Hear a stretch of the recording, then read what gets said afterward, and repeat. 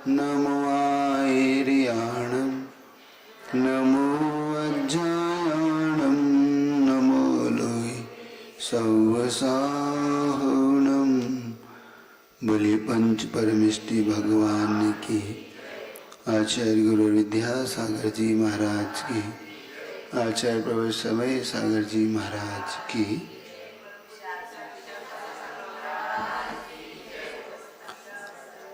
यह गुणस्थान की आपके सामने चर्चा है। गुणस्थान किसे कहते हैं, ये कैसे उत्पन्न होता है जीव के अंदर, हमें इसे पहले समझना होगा। क्योंकि ऐसा कोई भी संसारी प्राणी नहीं है जो गुणस्थान में ना हो। हर जीव कोई ना कोई गुणस्थान में रहता ही है। वो गुणस्थान कैसे बनता है, कौन सा कारण है, इसको आज आप पकड़िएगा। सिर्फ एक ऐसा जीव है जो गुणस्थान अतीत होता है, वो होता है सिद्ध परमेष्टि। चाहे अरिहंत भगवान भी क्यों ना, वो भी संसारिक ही है और संसार में रहते हैं, तो कोई ना कोई गुणस्थान में वो होते ही हैं। तो आप सबको अपने अपने गुणस्थानों को जानना है। अगर आप सब चाहते हो कि हम भी किसी गुणस्थान में, तो हम भी होंगे, तो होते ही है, क्योंकि अपना है गुणस्थान। वो कैसे बनता है, वो किस प्रकार से आगे हम लोग के गुणस्थानों में क्या क्या परिणामों में परिवर्तन आता है, वो समझते हैं। ठीक है। तो जिस प्रकार शरीर को थर्मामीटर नापता है, अपने तापमान को नापता है ना, हमारे अंदर कितना बुखार है, कितना बुखार नहीं है, ये थर्मामीटर नापता है। इसी प्रकार जो संसार में जो भी जीव आत्मा है, वह उत्थान और पतन को प्राप्त होती रहती है अपने अपने परिणामों के द्वारा। तो उसे कौन नापता है, वो गुणस्थान से नापता है। अपने अपने जो परिणाम है, उन परिणामों को नापने के लिए अपने गुणस्थान पढ़ना है। तो इनका स्वरूप क्या है, ये कितने होते हैं, इस चीज को आज हम जहाँ समझने का पुरुषार्थ करेंगे। तो आप अपना मन बना के इसको अच्छे से पढ़ना। ठीक है। अब सबसे पहले अब जिज्ञासा उठती है कि गुणस्थान कहते किसे हैं, है ना। तो गुणस्थान का मतलब होता है दो चीजों का योग, मोह और योग के परिणाम से। आपके प्रश्न पहले ही प्रश्न होगा आपकी पुस्तक पर लिखा, मोह और योग के परिणाम जो आत्मा के परिणाम होते हैं, तो हर क्षण उसमें जो बदलाव आता रहता है, कभी अप होते हैं, कभी डाउन होते हैं। तो इनसे होने वाला जो आत्मा के अंदर उत्तान पतन जो होता है, उसी का नाम गुणस्थान है। क्या हुआ गुणस्थान का मतलब, क्या हुआ, मोह और योग के निमित्त से आत्मा में जो भाव होते रहते हैं, परिणाम होते रहते हैं, उसी का नाम गुणस्थान है। आपको इसे समझना है। हम अलग अलग भावों में जीते हैं हर पल। हर पल हमारे अलग अलग परिणाम होते रहते हैं। बस उन्हीं परिणामों को हमें यहाँ समझने की जरूरत है। अब मोह क्या होता है, योग क्या होता है, पहले थोड़ा इसको पकड़ो, तभी आपको समझ आएगा। तो आपके अगर थोड़ी सी लिखने के लिए कुछ लाए हैं, तो आप, मोह होता है हमारे अंदर होने वाला जो अटैचमेंट का भाव है। हम किससे कैसे अटैच हो रहे हैं, पर व्यक्तित्व से, पर वस्तु से जो हमारा अटैचमेंट होता है, उसी का नाम मोह है। अब ये अलग अलग क्वालिटी वाला होता है ये मोह, जिसको हम कसाय भाव कहते हैं। एक होता है चारित्र मोह, एक होता है दर्शन मोह। ठीक है। तो चारित्र मोह का मतलब होता है हमारी जो कैरेक्टर होता है, जिसको हम चारित्र बोलते हैं, इस पे जो इफेक्ट डालता है, इस पे जो अलग अलग प्रकार का हमारे अंदर परिणाम उत्पन्न करता है, उसका नाम है चारित्र मोह। और दर्शन मोह का मतलब होता है हमारी आस्था, हमारा विश्वास। हम किस आस्था के साथ जी रहे हैं, हम किस विश्वास के साथ जी रहे हैं, हम किस पे विश्वास कर रहे हैं, ये हमारा विश्वास, इसका नाम है दर्शन मोह। ठीक। तो इसकी टोटल 28 प्रकृतियां होती, कितनी होती हैं? थोड़ा इसको आप देख ले एक बार, तो ये थोड़ा क्लियर होगा।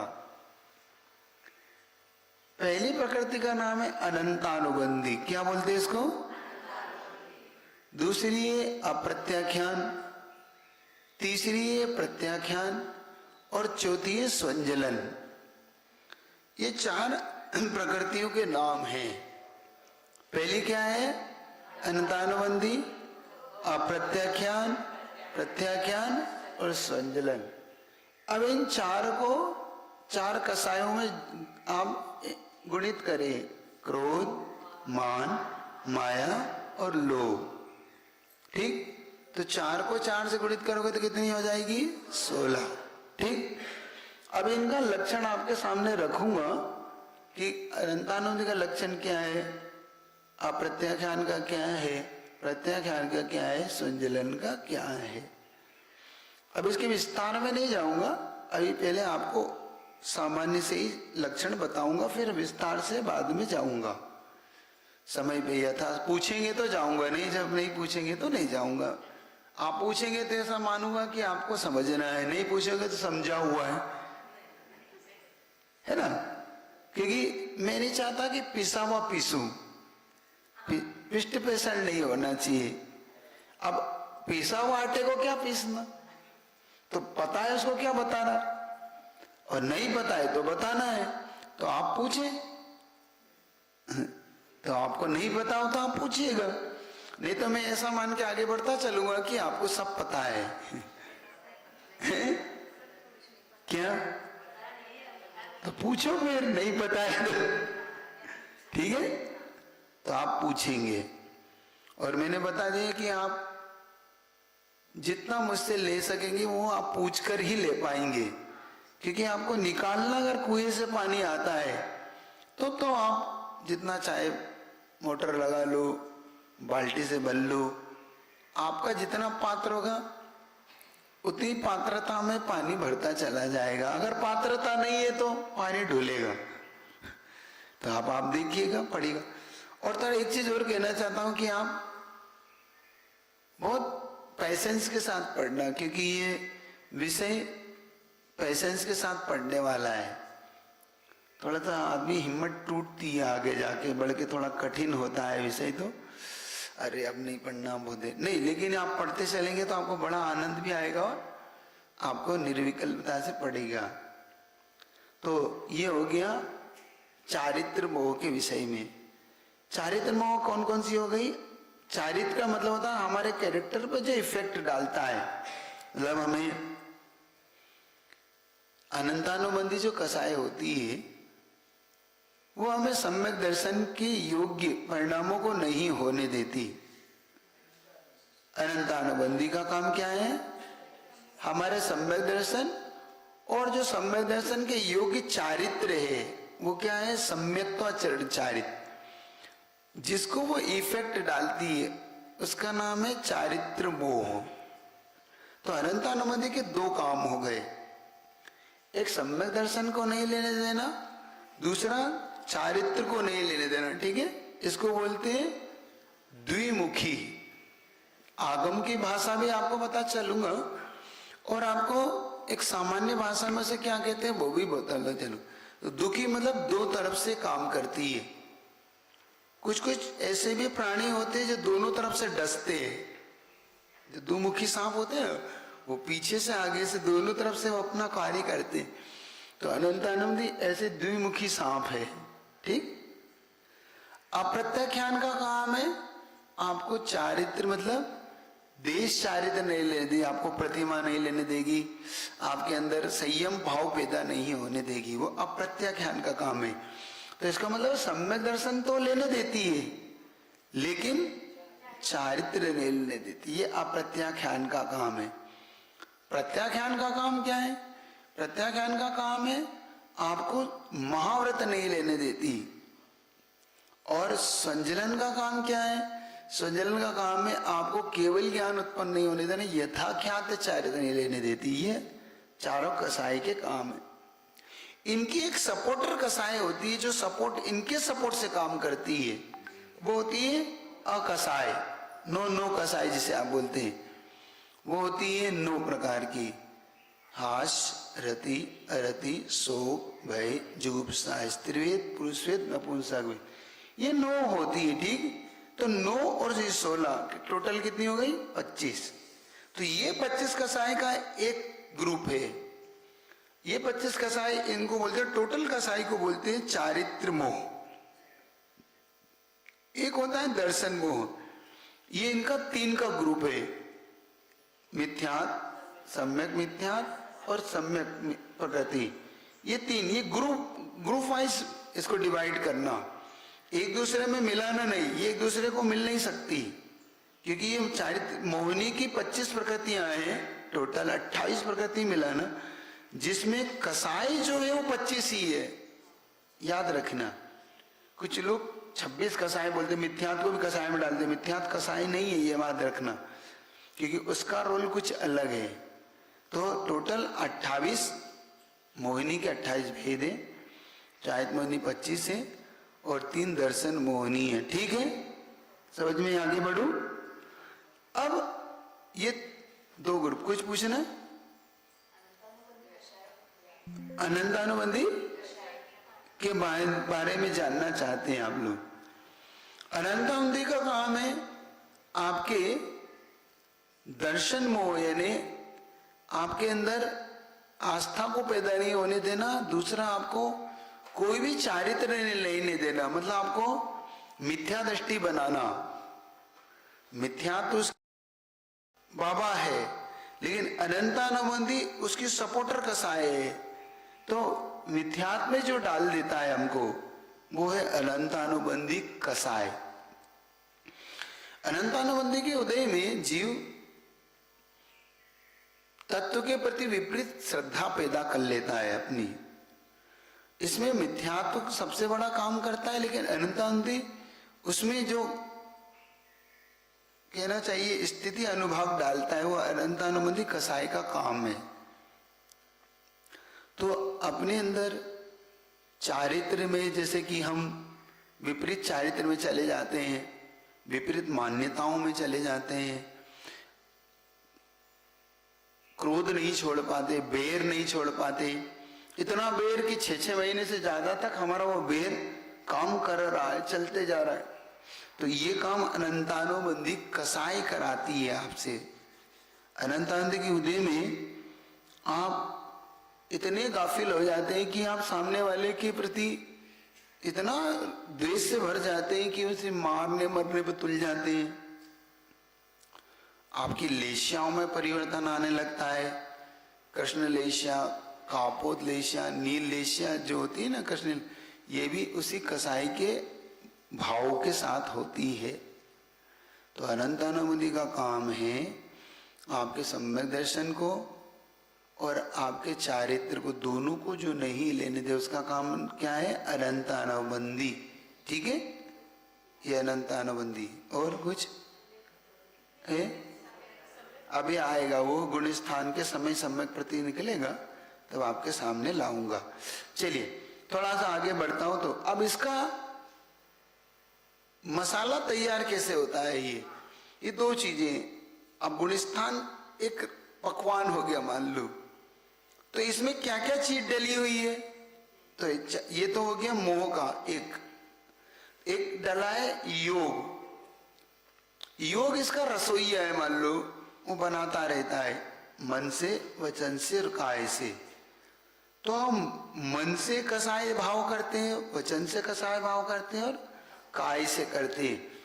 तो हमारे जो आत्मा के परिणाम है, तो मन में आना, वचनों में आना और काय से करना, तो इन कसायों का जब और इनका दोनों का सपोर्ट होता है तो एक चीज पैदा हो जाती है आपकी, उसका नाम है गुणस्थान। ठीक है, तो मोह और योग के आत्मा के परिणाम जो होते हैं उनको गुणस्थान कहते हैं। हमारे अब गुणस्थान का मतलब कोई सीढ़ी वीढ़ी नहीं लगी है, हमारे आत्मा में जो उतार परिणाम हो रहे हैं हमारे आत्मा के, उसी को हम गुणस्थान कहते हैं। ठीक है? और कुछ किसी को? ठीक, आगे बढ़ूंगा तो आपको समझना। ये परिणाम नो कसाय, हाँ, मूल में कसाय काम करती है, वो पीछे से नो कसाय, क्योंकि नो कसाई स्वतंत्र रूप से काम नहीं करती, जिसे अनंतानुमति अपना बिल्कुल स्वतंत्र काम करती है। मतलब ये जो है इनके नौकर हैं, अनंतानुमति मालिक है इनकी, मालिक के साथ नौकर काम कर सकता, नौकर अपने मन से कोई काम नहीं कर सकता। तो हास्य रति रति शोक भय गुस्सा, ये नो कसाय ये स्वतंत्र काम नहीं कर सकती, ये मालिक के सपोर्ट से काम करती है। जैसे कुत्ता है, उदाहरण दिया, जैसे कुत्ता होता है वो मालिक के होने पर ज्यादा गुर्राता है और नहीं तो दुम दबा के भागता है ना, तो मालिक का सपोर्ट होता है उसे, तो वो ज्यादा गुर्राता, देखना। तो ऐसे ही नो कसाय कुत्ते के समान है और कसाय जो है वो मालिक के समान है। तो हास्य रति जो है वो कभी भी अपने स्वतंत्र काम नहीं कर सकती, उसके लिए कसाई, मूल कसाई चाहिए। मूल कसाई मतलब अनंतानंदी हो, अप्रत्याख्यान हो, प्रत्याख्यान हो, संजलन हो, इनमें से कोई एक कसाई होगी और फिर हास्य रति इनके साथ काम करेगी। ठीक, तो हम हंसते हैं, वो हास्य के उदय में हंसते हैं, हमारी जो हंसी आती है ना वो हास्य कसाई। रति यानी प्रीति होना, तो वो प्रीति जो होती है वो रति कसाई के उदय में होती है। वो अब इसमें मूल कसाई कोई पड़ती है, अनंतानंदी, अप्रत्याख्यान, प्रत्याख्यान, सज्जलन, फिर इसके सपोर्ट में हास्य रति आती है। तो अरति होते ही मतलब वही अप्रीति होना, नहीं पसंद नहीं है, हमें नहीं पसंद है। तो हाँ, अनंतानंदी प्रकार का हास्य होना, अप्रत्याख्यान प्रकार का, ये ठीक, बिल्कुल ठीक पकड़ा आपने कि चारों कसायों के साथ नो कसाय अपने अलग अलग काम करती है, कम ज्यादा वो उसके साथ होती है, वो ठीक पकड़ा। अनंतानुमति, अनंतानुमति को हमारे परिणाम सपोर्टर है, हमारे परिणामों के कारण हमारे अनंतानुमति, मतलब हम मान लो अनंतानुमति का उदय आ रहा है, तो अनंतानुमति के उदय में हम बदलना नहीं चाहते अपने परिणामों को। कितने ही समझाओ सम्यक दर्शन के विषय में, बात तो ठीक है महाराज जी, लेकिन हम छोड़ नहीं पाएंगे। आपने ठीक कहा महाराज जी की नहीं करना चाहिए, लेकिन अंदर से बदल नहीं पाता हूं महाराज जी। ये अनंतानुबंधी कसाय की तीव्रता है, वहां पर उसकी जो फ्रीक्वेंसी है वो इतनी तेज है कि आप बदल के भी नहीं बदल पा रहे। यहां मानते हो, घर जाके फिर बदल जाते हो, महाराज जी हम नहीं बदल पाएंगे क्योंकि हमारे परिवार में ऐसा होता चला आया है। परिवार वाले भी मान लो कह रहे हैं कि छोड़ दो, क्यों मान लो, देखो तुम सब करो, मैं नहीं छोड़ सकता। जैसे कृष्ण है, कृष्ण कह रहे हैं देखो भैया, अब देखो मैं तो नहीं कर बदल पाऊंगा, जी जिसको जाना है वो सब दीक्षा ले लो, क्योंकि मेरे तो तय हो चुका है मुझे कहाँ जाना है। अब जिसको जहां जाना वो अपने तय करो, समझ गए। तो कुछ जीव के परिणाम भी होते हैं, तो वो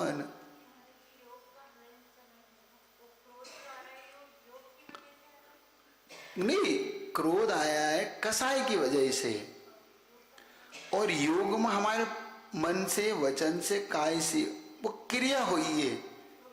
जो क्रिया को जैसे मतलब परिणामों की हम जो अभिव्यक्ति करते हैं वो मन से, वचन, काय से करते हैं। तो हमारे इन अभिव्यक्ति के लिए मन, वचन, काय तीन है। ये ना हो तो कसाई की अभिव्यक्ति किससे होगी? तो कसाई की अभिव्यक्ति के लिए योग होता है। अब योग के होने पर कसाई की उदय उदीर्णा होती है। समझे आप? जैसे कि आप भोजन बनाना चाहते हो तो भोजन बनाने के लिए आपको चीज चाहिए, जैसे कि आटा है, दाल है, चावल है, सब्जी है। तब आप भोजन बनाओगे। बनाओगे काय से? जब आपकी हाथ पैर होंगे जब भी तो बनाओगे। तो ये दोनों एक दूसरे को मिल, अब दोनों के मिलने पर गुण स्थान बनेगा।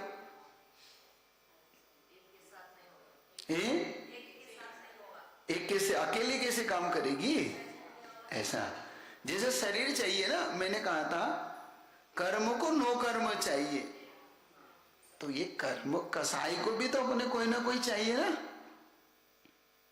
तो ये तो यहां पर हम मन से परिणाम करते हैं, वचनों से परिणामों की अभिव्यक्ति करते हैं और काय से अभिव्यक्ति करते हैं। गुस्सा आया, मन में आया, अब मन ही मन में आ रहा है गुस्सा, फिर वचनों से आया, आपको समझ में नहीं आ रही है क्या?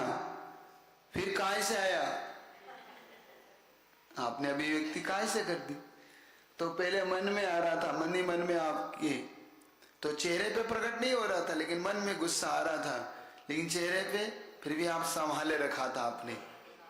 फिर अति हो गई तो आप वचन से बोला आपने।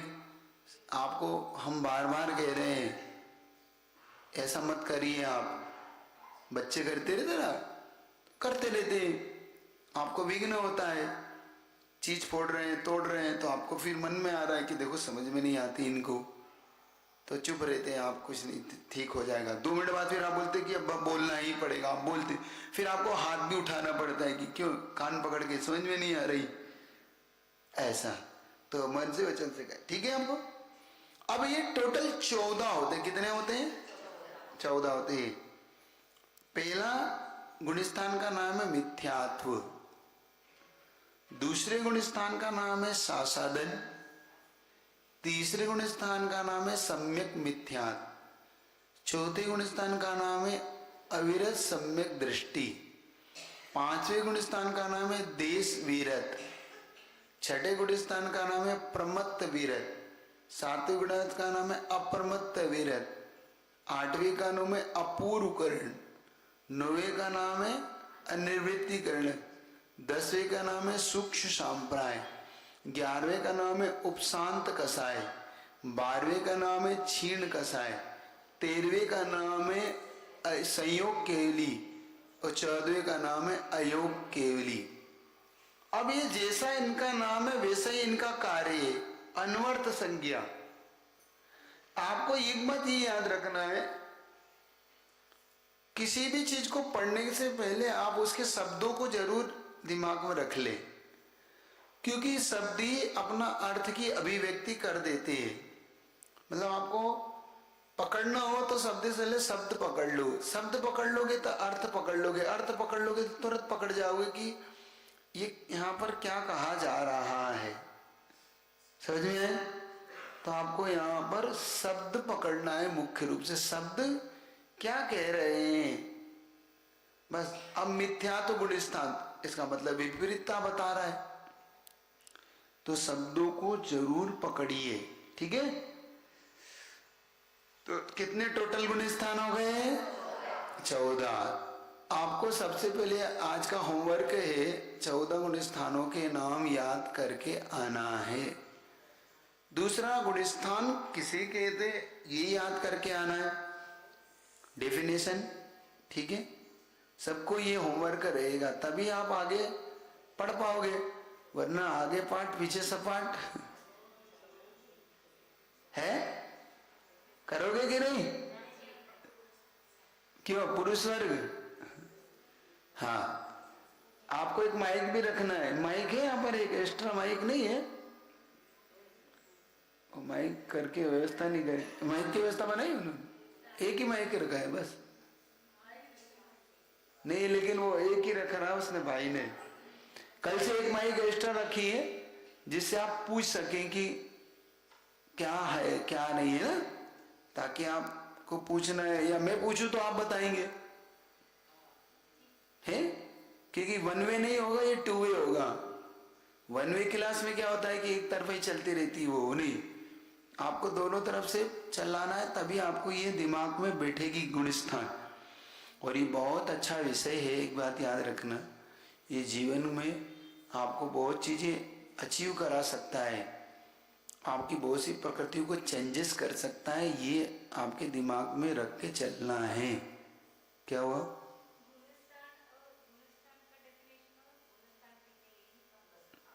हाँ, जैसे जैसे पढ़ते जाएंगे वैसे वैसे आपको प्रश्न तैयार करना है, ठीक?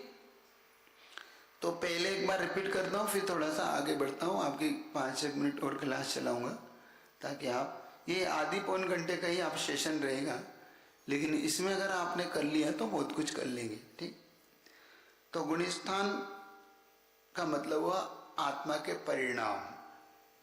वो परिणाम दो चीजों से बनकर बन रहे हैं, एक मोह से परिणाम है, एक योग परिणाम है। मोह का मतलब हुआ हमारी सीधी सीधी भावात्मक संज्ञा, योग का मतलब है उसकी भावों की अभिव्यक्ति में जो निमित्त बनता है वो।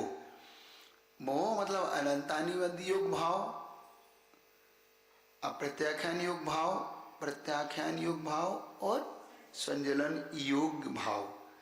इनमें 9 कसाय और पर डलती है, इस टका 25 प्रकार का हो गया।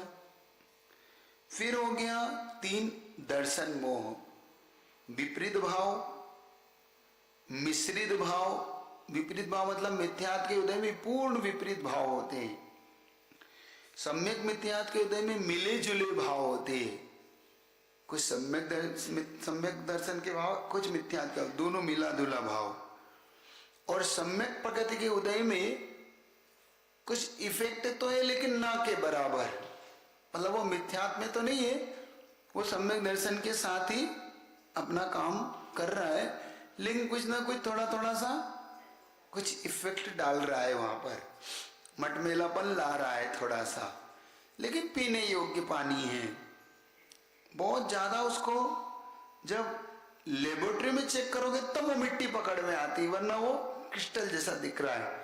लेकिन लेबोरेटरी में चेक करोगे तो हाँ उसमें इफेक्ट है, आप ये पानी थोड़ा संभल के पीना, गर्म करके कुछ डाल के पीना, तभी इसकी आपको ऐसे ही वो है। समझ गए? हाँ, वही चलमल अगाड़ दोषी, वही मिट्टी उसके अंदर डली हुई है वही है जो पानी में इफेक्ट कर रही है, ठीक? तो योग अभिव्यक्ति कराता है इन परिणामों की, मन से अभिव्यक्ति, वचनों से अभिव्यक्ति, काय से अभिव्यक्ति। तो ये दो, तो दोनों को मिलने पर गुणस्थान नाम की चीज बन जाती। फिर गुणस्थान टोटल 14 होते हैं। हाँ, पूछते चलो, कोई बात नहीं। हाँ ठीक, समझ में आ गया। हाँ, कुछ चीजें बिना समझे भी समझ में आती है ना, क्योंकि हो जाता है कि गुरुजी के पास प्रश्न लेके जाते थे, लेकिन गुरुजी पहले ऐसा लगता है कि हमारा उत्तर मिल गया वहां, ठीक है? तो ये आपको पकड़ में आ गई। अब मिथ्यात्व गुणस्थान किसे कहते हैं? पहला प्रश्न क्या?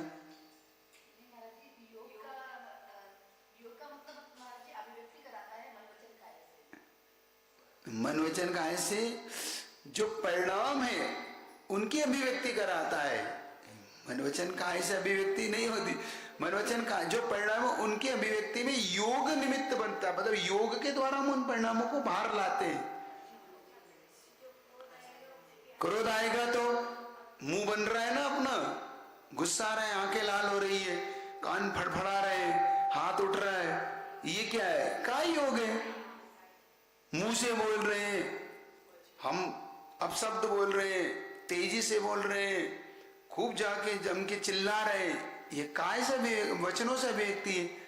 और मन में अंदर ही अंदर ऐसा कर दूंगा, वैसा कर, समझ में नहीं आता, ये है वो, जो अंदर ही अंदर आप, तो ये वचन मन में हो रहा है, होता है कि नहीं? तो ये अभिव्यक्ति तो है आपकी कसाई की। मन में लोभ आ रहा है, मन में लोभ आ रहा है, कैसे इसको कैसे कैसे ठग लूं, कैसे वस्तु में अपन ले लूं, ये मन में आ रहा है लोभ। फिर वचनों में आ रहा है, हाँ भाई साहब ऐसा वैसा लेना चाहते हैं, फिर काय से उठा के चल दिए। तो लोभ लोभ की अभिव्यक्ति नहीं, मान की अभिव्यक्ति हो रही है। मान आ रहा है, ईगो हर्ट हो रहा है, थोड़ा स्टैंडर्ड ईगो, तो मान अभिव्यक्ति कर रहे हैं। यहां बैठेंगे नहीं, इन जगह पे मैं बैठूंगा क्या, मेरा भी कोई स्टैंडर्ड है, तो ये मान अभी बता रहा है ना आपका। तो ये मान तो, और मायाचारी छल कपट करना, तो ये मन वचन काय से ही तो हो रहा है ना तीनों। तो ये कसाय भाव और योग भाव, इन्हों को मिला के आपका गुणस्थान हो रहा है, ऊपर नीचे। समझना, अब कोई भी काम करो तो समझना कि अपना गुणस्थान गिर रहा है कि बढ़ रहा है। ये छल कपट, ये मायाचारी, ये लोभ की प्रवृत्ति, ये हंसना, ये रोना, ये प्रीति का भाव, ये अभिव्यक्ति करना, वेद का उदय होना, स्त्री वेद, पुरुष वेद, नपुंसक वेद के साथ हमारे कैसे परिणाम ऊपर नीचे हो रहे हैं। आप देखो हो रहा है कि नहीं हर समय। जब तक संसार में हो तब तक हर समय है। अब ये बात अलग है, कोई कसाई के सही थे, कोई कसाई से रही थे। तो जो अरिहंत परमेष्ठी है 11 गुण स्थान में कसाई रहित भावों के साथ इनका गुण स्थान है, योग के साथ चल रहा है वो, और 10वें गुण स्थान तक योग और कसाई दोनों के साथ मिक्स होके चल रहा है। आगे सारी चीज बहुत अच्छे से स्पष्ट होगी।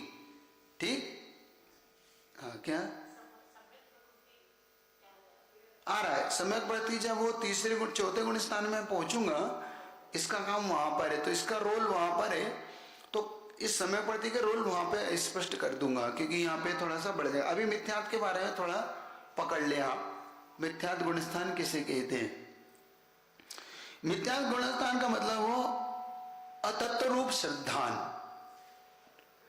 किसके विषय में, हमारा जो तत्व के विषय में जो चूक हो रही है, भूल हो रही है, वो विपरीत हो रही है, उल्टा हो रहा है, जो हमारा तत्व का विषय है जो, उसको बोलते हैं विपरीत परिणाम। इसका नाम मिथ्यात्व गुणस्थान है। मतलब हम जो भगवान है उनको, भगवान को उल्टी विपरीत कोई भगवान मान रहे हैं हम, जो गुरु है नहीं है उन्हें गुरु मान रहे हैं, जो शास्त्र नहीं पढ़ने उसे शास्त्र मान के हम चल रहे हैं, जीव और पुद्गल को एक मान के चल रहे हैं कि पुद्गल को जीव मान रहे हैं, ये हमारा विपरीत श्रद्धा है ना। आश्रव बंध को हम कुछ मानते ही नहीं है। हाँ, कुछ नहीं होता संसार में, जो कर रहे हैं सब आज करो, आज कमाओ खाओ, क्या करना कल का क्या है, ये हमारा आश्रव बंध के। तो तत्व के विषय में जो विपरीतपना आ रहा है वो मिथ्यात्व के उदय में आ रहा है। ठीक, तो मिथ्यात्व गुणस्थान किसे कहते हैं? जिसके उदय में जीव के विपरीत परिणाम होते रहते हैं। अब इसके दो परिणाम हैं, स्वस्थान मिथ्या दृष्टि और सातिशय मिथ्या दृष्टि। स्वस्थान जो जीव रचा पचा हुआ है मिथ्यात्व में, एकदम स्वस्थान है, बिल्कुल छोड़ना ही नहीं चाहता। और सातिशय मिथ्या दृष्टि मतलब जो शीघ्र उस मिथ्यात्व को छोड़ने की योग्यता लाता है, उसका नाम स्वस्थान है। ठीक, सातिशय मिथ्या दृष्टि दो है। आपके पास पुस्तक है ना, उसमें देखें आप लिखने के चक्कर में नहीं रहे, आप तो सिर्फ दिमाग में रख लें कि जो गुणस्थान की परिभाषा सारी इसमें है। देखो प्रश्न नंबर 3, तो उसमें डेफिनेशन है, इसीलिए तो पुस्तक आपको दी है हाथ में, ताकि आप वही नोट करें जो इसके अलावा बता रहा हूं मैं आपको। ज्यादा मेहनत ना करें, मेहनत उस पे करें जो मैंने एक्स्ट्रा आपको बताया है। बाकी तो पुस्तक में आप देखकर उसको वहां से उठा लें। हाँ, ये बात है कि नोट्स बनाए जरूर आप, हैं, ताकि आपके काम के, ठीक है। साथी सही का मतलब होता है जो अब शीघ्र ही सम्यक दृष्टि बनने वाला है, मतलब वो मिथ्या दृष्टि तो है लेकिन शीघ्र अब वो सम्यक दर्शन की ओर, इसलिए उन्होंने कहा अधाकरण अपूर्वकरण अनृतिकरण परिणामों में ढल गया है, जो मतलब जो पांचवी लब्धि में पहुंचा हुआ है। आगे 5 लब्धि भी आपको इसमें निकलेगी जब सम्यक दर्शन की प्राप्ति के समय। पीछे वालों को कुछ कुछ समझ में आ रहा है कि सिर्फ आ रहा है, कठिन तो नहीं हो रहा? कठिन है, सब्जेक्ट कठिन है, थोड़ा कठिन है। सरल नहीं पढ़ना है अपने, कठिन ही पढ़ना है, क्योंकि सरल तो अपन बहुत बार पढ़ चुके है ना। परिवर्तन कठिन से आएगा, तो आप थोड़ा सा कठिन कठिन पढ़ना। हमारे परिणामों से अब हम एक तरफ तो महाराज जी कह रहे हैं इसको छोड़ दो, दूसरी तरफ कह रहे हैं हाँ महाराज जी छोड़ेंगे, घर जाके कह रहे हैं नहीं नहीं कुछ छोड़ देंगे तो कुछ हो जाएगा, ठीक है महाराज जी से कह देंगे कि महाराज जी नहीं छोड़ पा रहे, बस। तो इसका मतलब मिथ्यात्व का उदय तीव्र है, हमारी कसाई तीव्र है, वो हमें छोड़ने नहीं दे रही।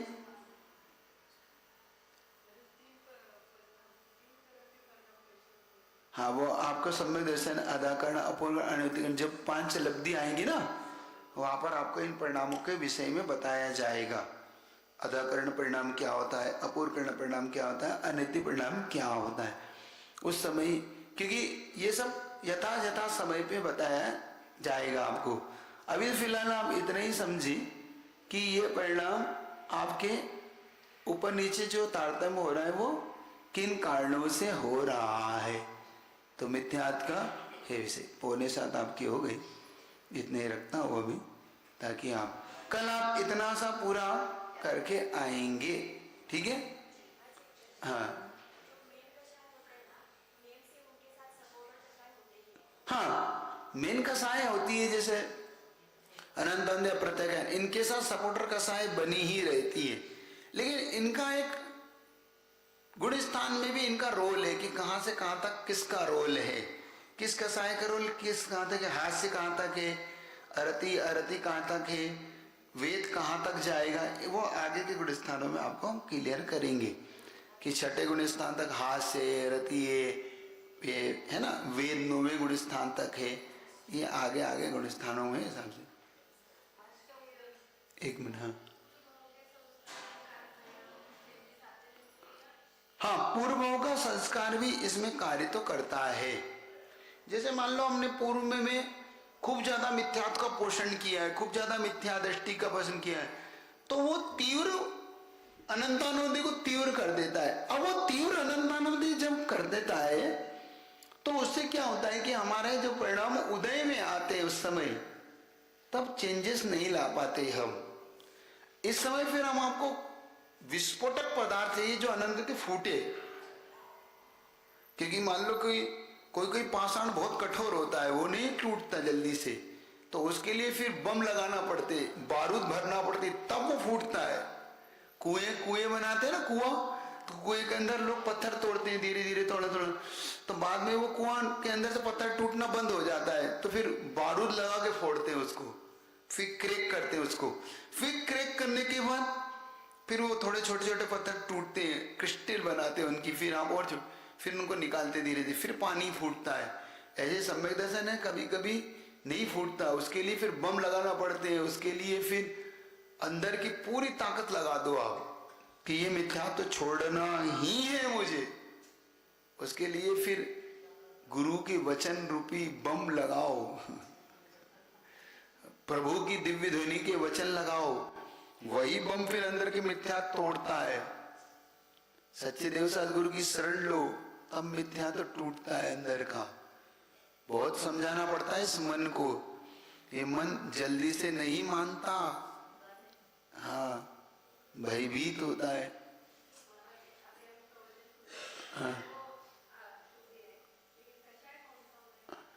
कसाई डिपेंड करेगा, अभी शुभ योग तो है, अब भाव कैसा है उस पर डिपेंड करेगा कसाई, कि आपने श्रद्धान के साथ इस विषय को ग्रहण किया है सिर्फ सुनने की दृष्टि से विषय को ग्रहण कर रहा है, अलग अलग दृष्टिकोण से आप जाते हैं ना पढ़ने भी, कि चलो देखते हैं क्या पढ़ा रहे हैं। कुछ कहते हैं कि नहीं अपनी आत्म कल्याण के लिए पढ़ना है, कुछ विषय पढ़ते हैं कि कुछ चलो ज्ञान का ही वृद्धि कर लेंगे, ज्ञान ही बढ़ा लेंगे। तो ये डिपेंड करेगा। तो आप जिस भाव से पढ़ रहे हैं वो भाव के अनुसार आपके गुण स्थान यहाँ पर होंगे। तत्व की श्रद्धा के साथ पढ़ रहे तो सम्यक दर्शन के साथ आप पढ़ रहे हैं, और आप कसाई की मंदता के साथ पढ़ रहे हैं तो अनंतानुभवी मंद के साथ भी हो सकता है। जरूरी नहीं कि आप यहाँ बैठे हैं तो आपका सम्यक दर्शन ही हो। अनंतानुभवी की मंद कसाई के साथ आप पढ़ रहे होते हैं कि चलो कम से कम पढ़ा रहे हैं, पढ़ता हूं महाराज जी पढ़ा रहे हैं। तो अनंतानुभवी की मंदता, कसाई की मंदता भी होती है, ध्यान रखना। और मिथ्या दृष्टि भी पढ़ता है मेरी बात को, सम्यक दृष्टि पढ़े कोई जरूरी नहीं, मिथ्या दृष्टि है पढ़ रहा है, अच्छा लग रहा है महाराज जी की अच्छी क्लास से बढ़िया लग रही, और बाहर जाके जो जितने मंदिर मिले सबको, और यहाँ बैठ के जी महाराज जी बढ़िया है, तो उसका मिथ्या तो नहीं छूट रहा है। अभी इसका कोई यहाँ पर सब्जेक्ट नहीं है निर्यापक का, दोपहर में प्रश्न करेंगे। यस, जो अभी आप इसी विषय से प्रश्न करिए, ठीक है। ये प्रश्न जब आपका होगा बता दिए। इतने रखता हूँ। बोले पंच परमेष्टि भगवान या वाणी के ज्ञान से सूझे लोग आलू सोवान।